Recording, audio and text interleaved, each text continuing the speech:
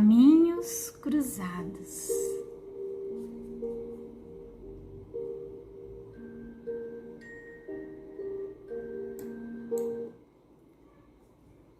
Caminhos cruzados.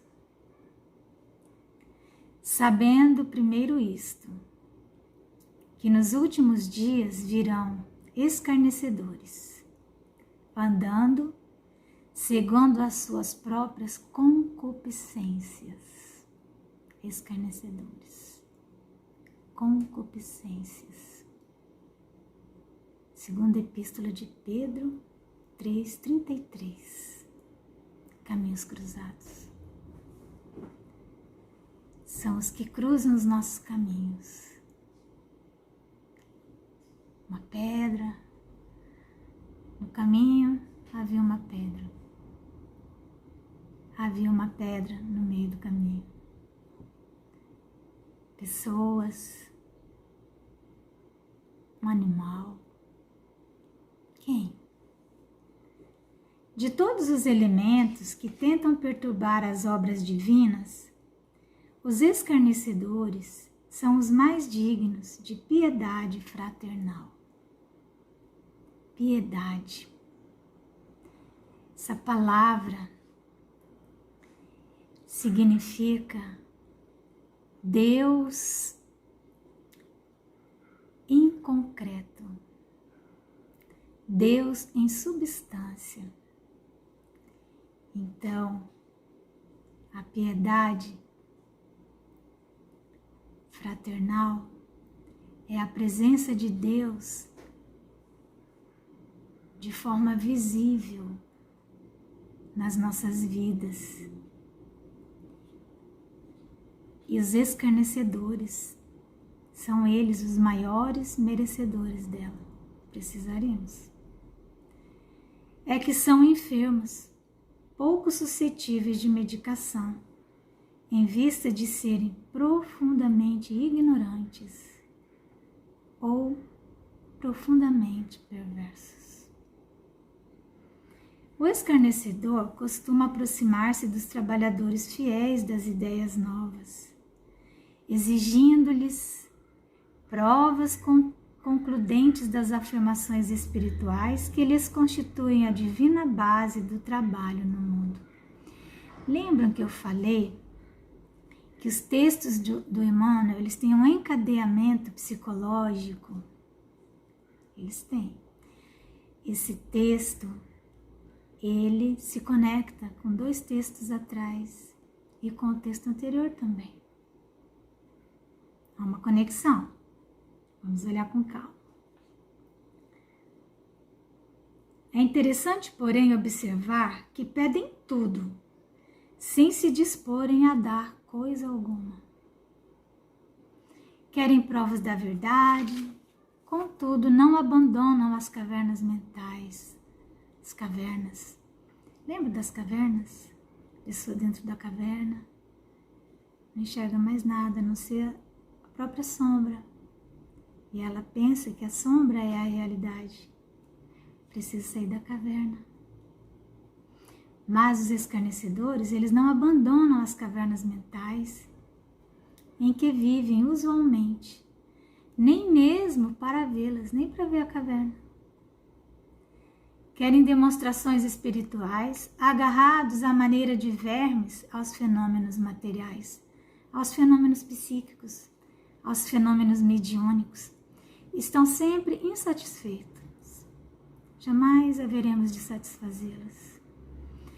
Quando damos uma explicação, eles abrem mais 2 pedidos de explicação. Quando fechamos as 2 caixinhas, eles abrem 4. E depois 8, 16, 32, infinitamente. Os infelizes não percebem que se emparedaram no desconhecimento da vida ou no egoísmo, que ele agrava os instintos perversos, porque é isso que o egoísmo faz. O egoísmo é essa energia acumuladora que trazemos da época das cavernas, quando precisávamos acumular coisas para sobrevivermos. Então, o escarnecedor, assim como nós também ainda temos em nós muito disso, de desejarmos acumular para garantir uma suposta sobrevivência no dia de amanhã, que não nos pertence, e assim, quando nos sobra, alguém está em falta. Então o egoísmo, ele agrava os nossos instintos perversos e tocam a rir nos caminhos do mundo, copiando os histriões da irresponsabilidade e da indiferença. Zombam de todas as reflexões sérias, mofam de todos os ideais do bem e da luz. Movimentam nobres patrimônios intelectuais no esforço de destruir e, por vezes, consegue cavar fundo abismo onde se encontram. Porque não raro detém grandes cabedais intelectuais. E nesses raciocínios desprovidos de base, de premissas que não são verdadeiras, verdadeiros sofismas, eles fazem conexões que aprofundam os despenhadeiros que os separam das verdades, mesmo que as relativas. Os aprendizes sinceros do Evangelho devem, todavia, saber que semelhantes desviados andarão na terra segundo as próprias concupiscências, segundo eles mesmos, segundo os seus próprios padrões. Eles têm o seu mundo próprio, a sua forma de encarar a vida e de se definir diante das situações. São folhas conscientes do mal que só a misericórdia divina poderá transformar ao sublime sopro de suas renovações. Não nos cabe a nós tentar transformá-los, porque não teremos condições para isso.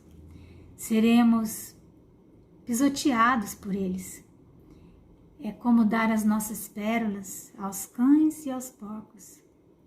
É preciso não perder tempo com essa classe de perturbadores renitentes nas atividades do bem.